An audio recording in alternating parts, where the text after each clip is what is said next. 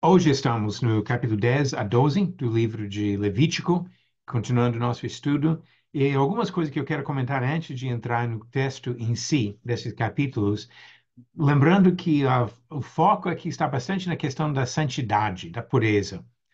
No final do capítulo 9, Deus consagrou os sacerdotes, ele apareceu, a glória dele encheu o tabernáculo, e assim os israelitas reagiram bem a isso. Mostraram reverência e até júbilo, alegria de ver a presença de Deus no meio deles. Mas essa reverência não podia ser uma coisa passageira. Precisava ser algo constante na vida deles. E o que nós temos nos próximos capítulos frisa essa necessidade de respeitar a santidade de Deus e demonstrar a santidade diante dele. Quando dois dos primeiros sacerdotes desrespeitaram o Senhor, ele os matou. Isso no capítulo 10. E depois ele falou sobre a importância da santidade dos sacerdotes e ainda continuou frisando a questão sobre os alimentos permitidos e proibidos, frisando novamente a importância de pureza, a importância de santidade. As regras em si não se aplicam a nós hoje. Nós não temos esses rituais no tabernáculo, nem temos tabernáculo ou templo. Nós não temos as regras sobre alimentos que Deus deu para os israelitas. Jesus falou que liberou todo tipo de carne para nós. Mas, observando a importância de respeitar a santidade, de respeitar o próprio Senhor, de viver conforme as instruções dele, são lições importantes para nós. E devemos demonstrar para Deus nossa reverência, nosso temor em nosso serviço. Há várias coisas aqui que ajudam em termos de princípios aplicáveis, mesmo se as leis em si eram para aquele povo naquela época. Vamos agora para perguntas sobre o capítulo 10. Novamente, hoje eu tenho só dois voluntários para ajudar com as perguntas. Se você gostaria de ajudar a semana que vem, manda mensagem com antecedência e vai ser bem-vindo para participar respondendo as perguntas. Agora vamos para o capítulo 10 aqui. A primeira pergunta para o Léo, antes de chegar no capítulo 10. Quantas vezes Nadab e Abiú entraram no tabernáculo? Nenhuma vez. Ok. Nenhuma vez eles haviam entrado. E que é uma coisa importante aqui de observar, que estamos falando aqui do primeiro dia de serviço deles. Foi no final do capítulo 9 que Moisés e Arão entraram, isso depois da consagração dos sacerdotes, mas só fala dos filhos de Arão entrarem quando chegamos no capítulo 10. Então, tudo indica que foi a primeira e, no caso, a única vez que eles entraram no tabernáculo. E, Léo, a segunda pergunta também para você. Qual foi o erro cometido pelos dois filhos mais velhos de Arão? E como Deus agiu? Eles trouxeram um fogo estranho para o tabernáculo e Deus os queimou vivos. Ok.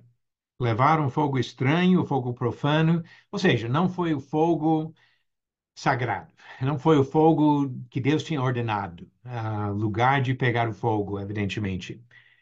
E assim, Deus não se agradou disso, e fogo saiu do Senhor e matou os dois na hora. Uma lição muito forte, até muito difícil. Dá para imaginar como talvez nossa reação teria sido diferente se fosse alguma coisa hoje em dia. Ah, primeira vez, eles vão aprender, eles fizeram quase tudo certo, toda a roupa certa, tudo certo, menos uma coisinha. Não há coisinhas assim quando se trata de obediência ao Senhor. E eles não fizeram o que Deus mandou, e isso trouxe uma consequência grave. Ok, pergunta número 3, Benita. Por que os irmãos e pai de Nadab e Abiú não podiam lamentar a morte deles naquele momento? O óleo da unção do Senhor estava sobre eles, e se eles lamentar ou tocar os corpos, teria tirado o foco de Deus. Ok, eles estavam servindo no tabernáculo, ungidos com óleo para isso, e lamentar estaria focando mais na família, mais nos filhos ou irmãos do que o próprio Senhor. E se tocassem, pior ainda, porque nesse caso, dentro do tabernáculo, eles iam tornar-se impuros, que não podiam fazer isso. Então Moisés mandou outros parentes entrar e arrastar e levar os corpos para fora. Arão e os outros dois filhos, Eleazar e Itamar, não podiam tocar nos corpos e nem parar o seu serviço para lamentar a morte. Essa tristeza viria mais para frente. E pergunta 4, voltando para o Léo, por qual motivo Deus proibiu que os sacerdotes tomassem bebidas fortes enquanto serviam no tabernáculo? Pois eles deveriam ser capazes de discernir entre o bem e o mal. Ok, exatamente. Versículo, vamos ensinar um pouquinho mais de contexto aqui. Versículo 9, ele já fala para não morrais, para que não morrais. Versículo 10, o ponto que você frisou, que eu acho que é o ponto principal aqui, que precisam fazer diferença entre santo e profano. Eles precisam de toda a capacidade de raciocínio, de discernimento para fazer essas separações. E isso logo depois de um exemplo de dois que não fizeram essa distinção necessária. E junto com isso, ele também menciona no versículo 11 que eles precisavam ensinar os estatutos ao povo. Então, eu mencionei três aspectos do mesmo ponto que você falou. Para voltar para essa mesma questão mais para frente, porque vai ajudar a entender um pouco mais sobre isso quando chegamos na pergunta 13, nos desafios adicionais da noite. Benita, voltando para você com as próximas perguntas. Arão e os dois filhos mais novos não aproveitaram qual direito dos sacerdotes naquele dia. E por quê? Eles não comeram a oferta pelo pecado no lugar santo, porque não estavam em condições de participar com Deus nas ofertas.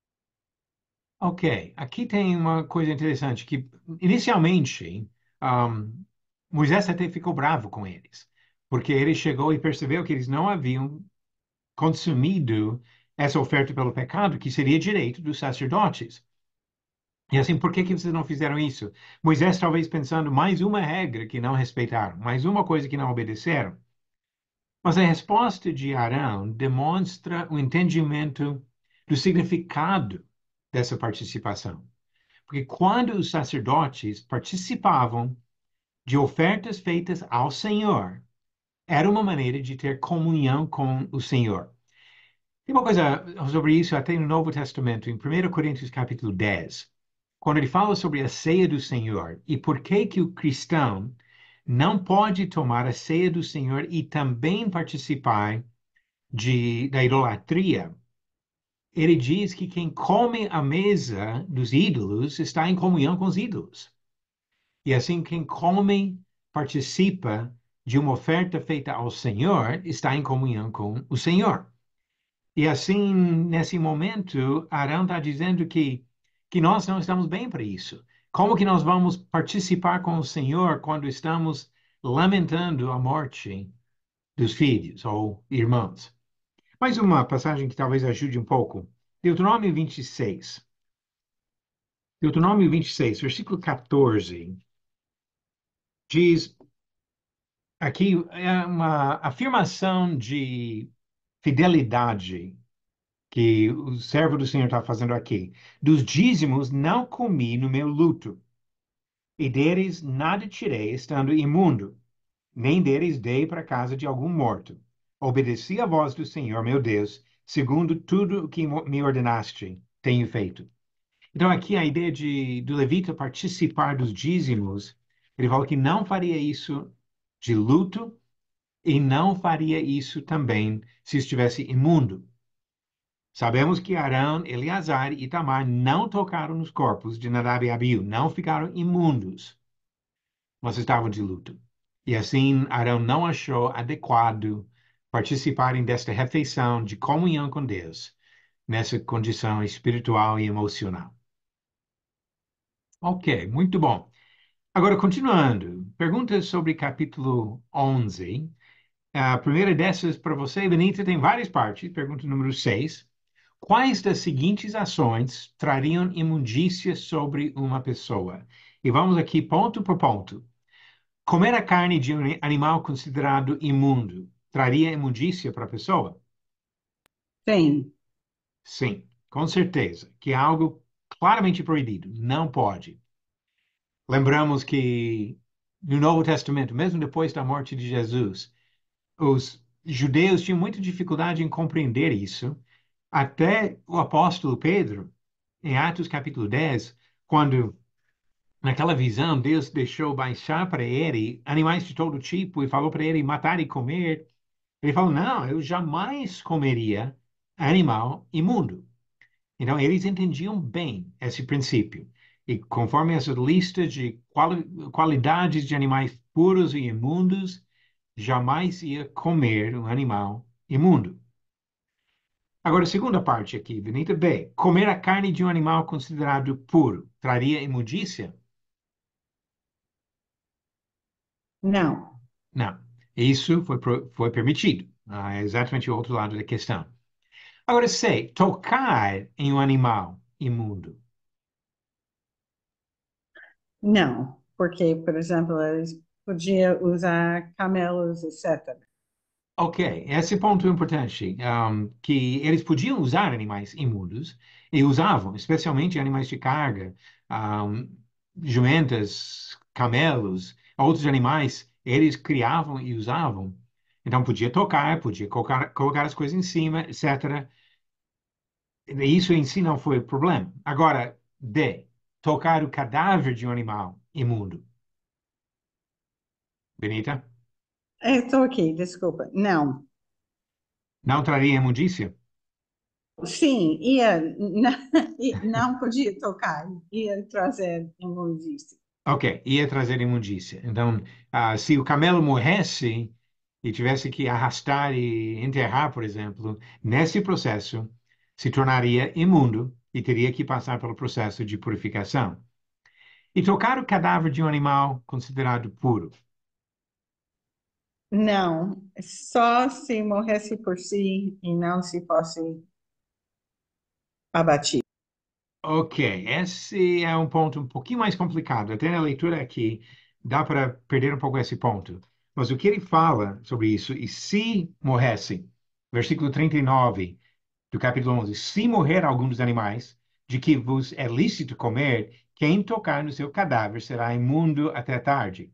Então, o ponto aqui não é de matar o animal, abater para poder comer ou matar por um sacrifício. Os próprios sacerdotes matavam ou participavam do processo de matar os animais, levavam sangue para dentro, colocaram os pedaços no altar e não ficaram imundos com isso. Então, tocar no animal puro só por estar morto não era o problema. Mas se morresse de causas naturais, se fosse morto por outro animal, aí sim, não podia tocar sem trazer essa imundícia sobre si. Novamente, o que nós aproveitamos talvez é principalmente a questão de cuidado. Cuidado com as instruções do Senhor. Aqui ele deu um monte de regras bem específicas para eles, regras que não se aplicam para nós, mas os princípios de obediência se aplicam. Ok, Benita, vamos para a pergunta número 7. Quais desses animais foram considerados impuros? Vamos lá, ovelhas? Considerados impuros. Não, Ovelhas não são impuras. Em camelos? sim, Camelo seria impuro. Lagartixa? sim, Sim. Gafanhoto? não, Não, gafanhoto não era animal impuro. Eles podiam comer esses gafanhotos. Peixes com barbatanas e escamas? não, Também não. E porcos? sim, Sim. Agora, uma observação sobre isso. Tem pessoas que procuram nisso definir características que são boas para a saúde. Dizem que comer carne de porco não faz bem para a saúde, mas comer bife de boi, carne de boi, faz bem. Pode ser que tenha algum aspecto em relação à saúde, mas esse não é o ponto. Pelo menos não é o ponto principal do ensinamento que ele dá aqui. Ele está apresentando o ensinamento por outro motivo, que envolve uma lição espiritual. E devemos manter o foco no ponto principal do que ele ensina aqui. E hoje em dia, se você quiser comer lagartixa ou camelo, fique à vontade, porque Deus liberou essas coisas para a gente hoje em dia. E agora, pergunta número 8, voltando para o Léo e entrando no capítulo 12, com essa pergunta. Por quanto tempo depois do parto uma mulher seria considerada imunda? 7 dias. Ok. É um menino. Desculpa. No caso de um menino, quantos dias? 7 dias. 7 dias, ok? E no caso de uma menina, 14 dias. 14 dias, ok? Ok, muito bom. Eu vou fazer uma pausa para responder uma pergunta que eu vi que apareceu aqui agora. Excelente pergunta sobre o uso de peles de camelo para fazer roupa. A pergunta foi sobre as roupas de Elias. Parece que usar a pele depois de tirado do animal, depois de lavado, purificado, não era visto como a mesma coisa de tocar no cadáver. Então, o produto do animal parece que não foi o problema, mas de tocar no cadáver mesmo. Um, eu nunca voltei para avaliar todas as peles usadas até no tabernáculo, se todos eram de animais limpos. Seria uma boa pergunta para alguém pesquisar. Eu nunca fiz essa pesquisa, porque ele usou animais, ou peles de vários animais no próprio tabernáculo, e eu não sei se todos eram animais limpos que usou isso. Mas a roupa de Elias parece que não foi uma coisa proibida. João Batista também parece que não estava usando uma coisa proibida nisso, mesmo se fosse no caso de animal impuro. Ok, agora passando para a próxima pergunta, pergunta 9, Léo também. Meninos seriam circuncidados com que idade? E o que foi o significado disso? Eles eram circuncidados com 8 dias. E eu acho que isso significava que demonstrava aliança com Deus. Ok, muito bom. Exatamente isso. Que foi no oitavo dia. Aí a mãe passava por 7 dias de impureza e depois ela podia acompanhar o filho levando para a circuncisão. E o significado disso volta para Gênesis 17, onde Deus introduziu a circuncisão como aliança especial com Abraão e seus descendentes. E a partir disso, todos os meninos foram circuncidados, ou a lei era isso, para circuncidar todos os meninos para entrarem nesta aliança especial com o Senhor. E sabemos que até o tempo de Jesus e depois, os judeus ainda entendiam, até hoje entendem, que isso faz uma distinção entre os israelitas que pertencem ou pertenciam especificamente ao Senhor e outros povos. Até uma coisa interessante nisso, porque é algo que é visível só para Deus. Os homens não teriam conhecimento disso dos outros homens só por passar na rua, mas Deus sabia a diferença e sabia da desobediência se alguém não fizesse o que ele mandou na circuncisão. Pergunta 10, voltando para Benita, a mulher poderia entrar no santuário depois de quantos dias? Depois do nascimento de um menino. 40 dias. Foi 7 dias que ela estava imundo e 33 dias de purificação. Ok.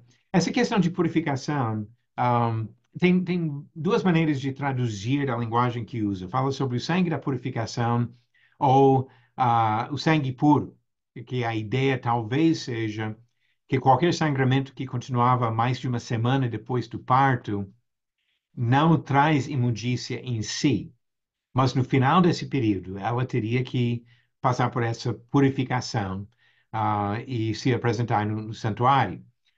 E no caso de uma menina, Foi 80 dias. 14 dias que ficou imundo e mais 66 dias de purificação. Ok, exatamente o dobro nas duas partes e dando o dobro no total. Eu já li vários comentários com explicações do porquê da diferença entre esse processo com menino e menina.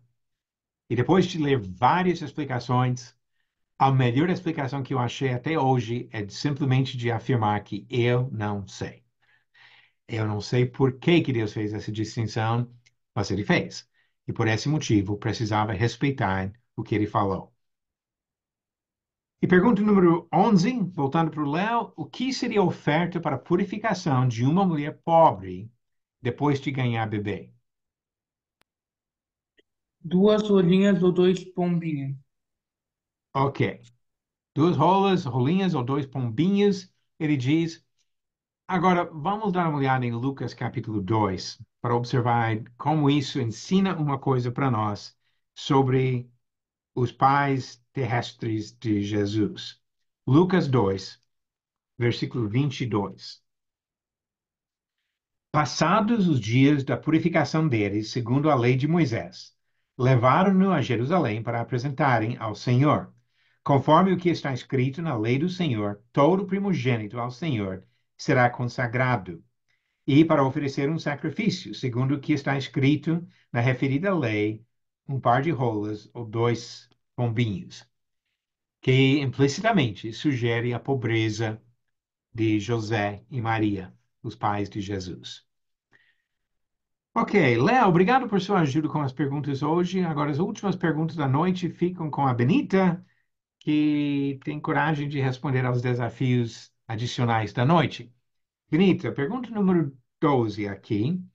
Logo no início do serviço sacerdotal da família de Arão, dois de seus filhos erraram e foram mortos. Já falamos sobre isso com Nadab e Abiú.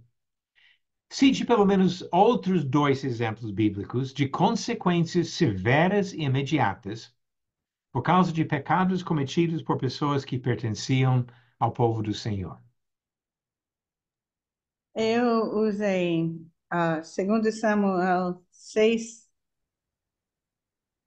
versículo 3, que fala sobre Uza, que tocou na arca de Deus e Deus matou ele instantaneamente.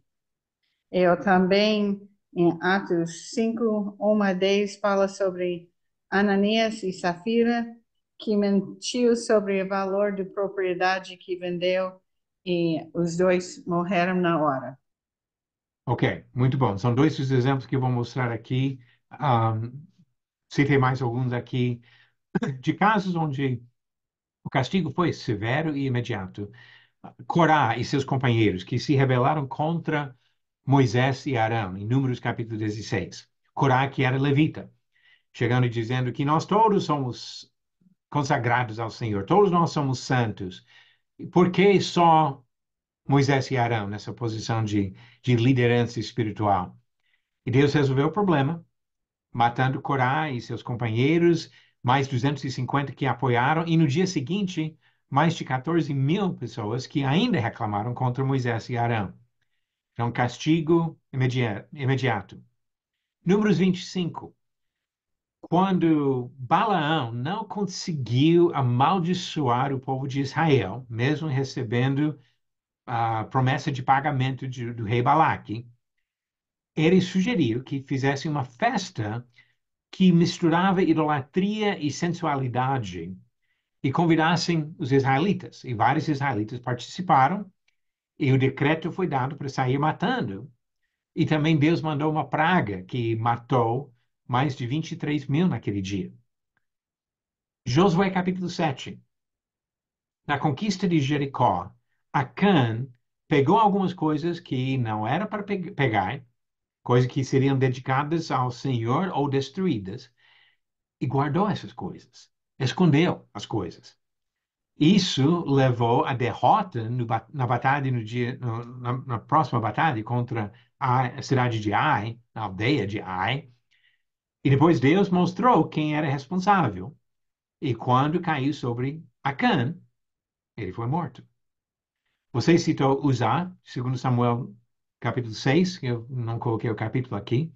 Segundo Samuel capítulo 6, que conta quando Davi e os israelitas estavam levando a Arca da Aliança para Jerusalém, preparando para a construção do templo, que seria feito por Salomão, que não respeitaram a maneira de transportar que Deus tinha falado. E quando os bois tropeçaram e a arca começou a cair do carro, da carroça onde estava, Uzá colocou a mão para segurar a arca e Deus o matou na hora. E Ananias e Safira, como você falou, Benita, que mentiram aos homens e a Deus e foram mortos na hora, em Atos capítulo 5. Ok, Benita, pergunta número 13 também para você. Por qual motivo específico Deus proibiu que os sacerdotes no serviço tomassem bebidas fortes? E como esse mesmo motivo pode nos ajudar como sacerdotes no Novo Testamento? Um, ele, na verdade, deu dois motivos para. Ele fez para não morrer, mas também acho que o ponto principal é para fazer diferença entre o que era santo e profano e imundo e limpo. Sim. E a mesma coisa é para nós também. É para não prejudicar a habilidade de discernir entre coisas. Ok. E é justamente nisso, porque no Novo Testamento nós, cristãos, somos os sacerdotes. E vamos ser bem sinceros sobre isso. As tentações às vezes são fortes. A, a nossa capacidade de distinguir entre certo e errado e de resistir tentações exige a nossa faculdade, nossa capacidade mental.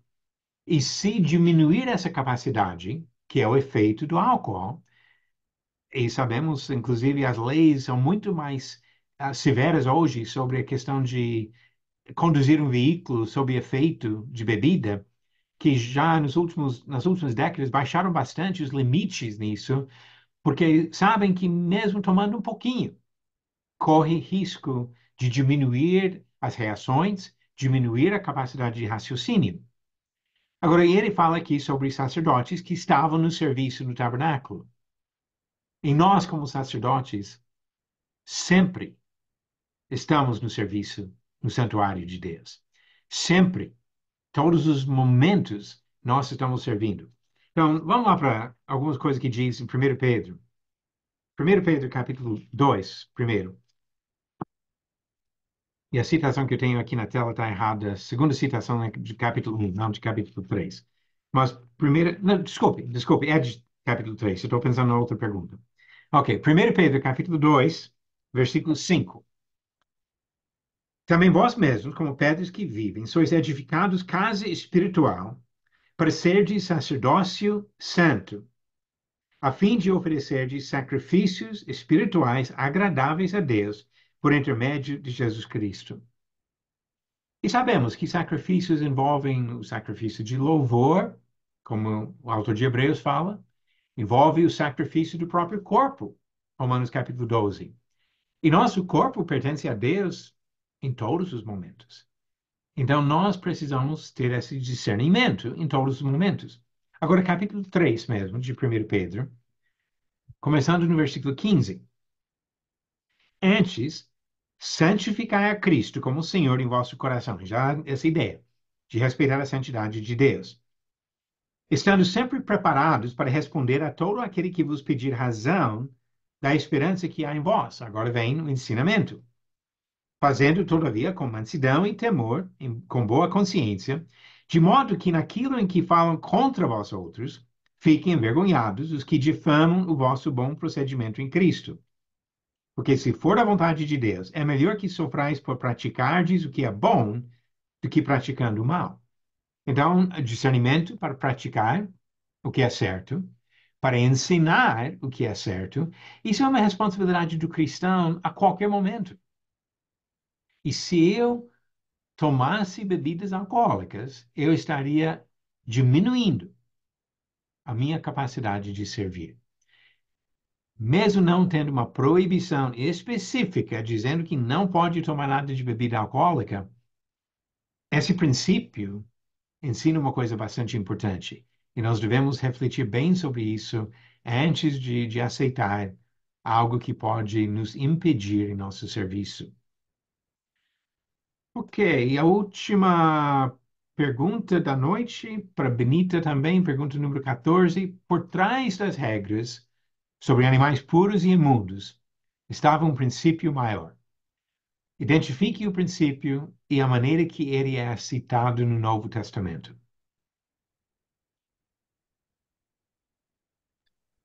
Seja santos, porque eu sou santo. Ok, esse é o princípio, que vem especialmente aqui do versículo 44 e 45. Vamos encontrar a mesma coisa no capítulo 19. Então, sejam santos, porque eu sou santo, diz o Senhor. Agora, no Novo Testamento, onde encontramos isso? Benita? Eu não notei o versículo. Não anotou? Ok. 1 Pedro capítulo 1. 1 Pedro capítulo 1, versículo 15. Ele diz, pelo contrário, segundo é santo aquele que vos chamou, tornai-vos santos também vós mesmos em todo o vosso procedimento, porque escrito está, sede santos, porque eu sou santo. Agora, diretamente de Levítico 11. Ora, se invocais como Pai aquele que, sem acepção de pessoas, julga segundo as obras de cada um, portai-vos com temor durante o tempo da vossa peregrinação. E lembramos também que Mateus capítulo 5, Jesus falou de ser perfeitos como o Pai é perfeito. É a mesma ideia de imitar o caráter de Deus. Mas a santidade é fundamental em nossa vida de serviço ao Senhor. E isso deve abranger todos os aspectos da nossa vida. Nós devemos manter a pureza sexual, a santidade nas questões morais, devemos manter a pureza religiosa, adorando ao Senhor da maneira que Ele ensina, ensinando a doutrina dele com pureza, todos os aspectos do nosso serviço. Devemos ser santos, porque Deus é santo. Ok, agradeço especialmente a Léo e Benita pela ajuda com as perguntas de hoje. Agora, para a semana que vem, algumas coisas que talvez parecem meio complicadas e talvez sem pouca ou sem muita aplicação para nós. Porém, novamente, vamos procurar entender lições de valor, estudando Levítico do capítulo 13 ao 15.